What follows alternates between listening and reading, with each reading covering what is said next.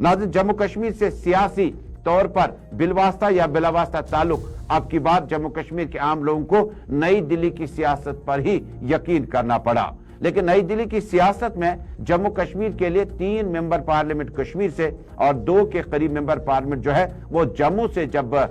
इस वक्त पार्लियामेंट में बोल रहे हैं, अपनी बातें रख रहे हैं, इसी बीच में आने वाले वक्त में इंडिया अलायंस के नाम से जम्मू कश्मीर की कई मेन स्ट्रीम पार्टियां बराबर उसमें शरीक हो चुकी हैं। और महबूबा मुफ्ती, जम्मू कश्मीर की साबिक वजीर आला, बल्कि पहली खातून वजीर आला, और डॉक्टर फारूक अब्दुल्ला, जम्मू कश्मीर के सबसे तवील तजुर्बेकार और कामयाब पॉलिटिशियन, अभी तक जो है इंडियन अलायंस के इस इजलास में शामिल होने के लिए हामी भरी हुई है। इंडिया इत्तेहाद की मीटिंग जो है वो आज मतवक्कु है और दिल्ली में दोपहर 3 बजे ये मीटिंग जो है ये शुरू हो जाएगी। और इसमें इंडिया अलायंस ने अब की बार इस मीटिंग में तमाम पहलुओं के साथ साथ जम्मू कश्मीर में लोकसभा चुनावों के लिए अलायंस उम्मीदवार या मुश्तरका उम्मीदवारों का फैसला करना होगा। यानी अगर इंडिया अलायंस ने जम्मू कश्मीर के 5 विधानसभा की सीटों पर, संसद की सीटों पर अब अलग अलग से उम्मीदवार उतारे, तो इसका मतलब यह है कि दोस्ती पक्की लेकिन खर्चा अपना अपना। और अगर आपने साथ साथ चलने का फैसला किया,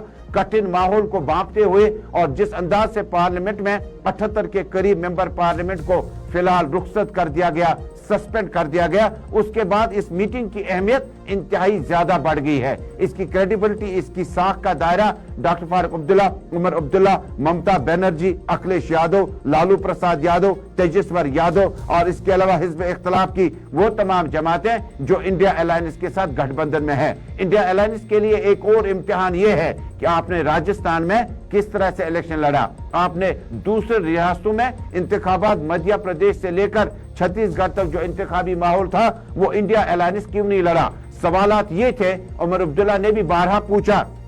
उनसे भी जब ये सवालात पूछे गए तो उन्होंने कहा कि इंडियन अलायंस की नाकामी नहीं बल्कि कांग्रेस की हिकमत अमली को और ज्यादा बेहतर करने की जरूरत थी, क्योंकि जिस तरह से राजस्थान में जीती हुई बाजी को आज खुद इंडिया अलायंस ने हार में तब्दील कर दिया, इसी तरह की तस्वीरें मध्य प्रदेश और बाकी रियासतों में भी पड़ सकती है। इंडिया अलायंस के आज के इस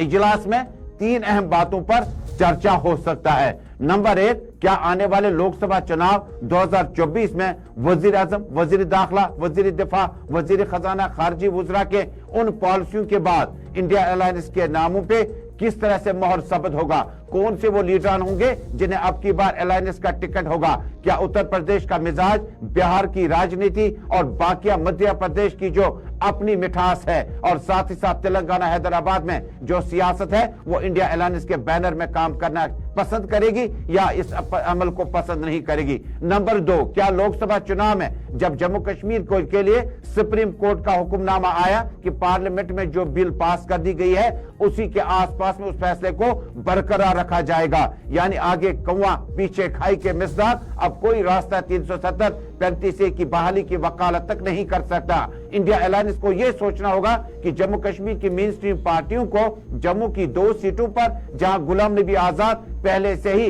अपने राह पे रवाना हो चुके हैं, क्या वो पार्लियामेंट में कांग्रेस पार्टी के लिए वोट कटने का अमल मुकम्मल करेंगे या वो जीत की दहलीज तक पहुंच सकते हैं। कश्मीर आते आते आपको नेशनल कॉन्फ्रेंस के पास 3 सीटें हैं, नॉर्थ, सेंट्रल और साउथ कश्मीर। इसमें आपको इंडिया अलायंस में कांग्रेस पार्टी और पीडीपी को क्या शेयर मिलेगा या नहीं, क्या नेशनल कॉन्फ्रेंस इस बंटवारे की और तकसीम कारी की सियासत में यकीन करेगी या नहीं। हालांकि नेशनल कॉन्फ्रेंस अभी वजीद है कि उनके पास 3 मेंबर पार्लियामेंट है और 3 को नेशनल कॉन्फ्रेंस का ही सिंबल मिलना चाहे, लेकिन इंडिया अलायंस ये भी कहती है कि इन 3 निशस्तों पर मुश्तरका तौर उम्मीदवार खड़े किए जाएंगे। नई दिल्ली, आज का दिन दोपहर के 3 बजे इंडियन अलायंस जम्मू कश्मीर में 370-35 से सुप्रीम कोर्ट के फैसले और आने वाले वक्त में लोकसभा के लिए उम्मीदवारों के ऐलान पर चर्चा जरूर कर सकती है, शायद फैसला न ले पाए।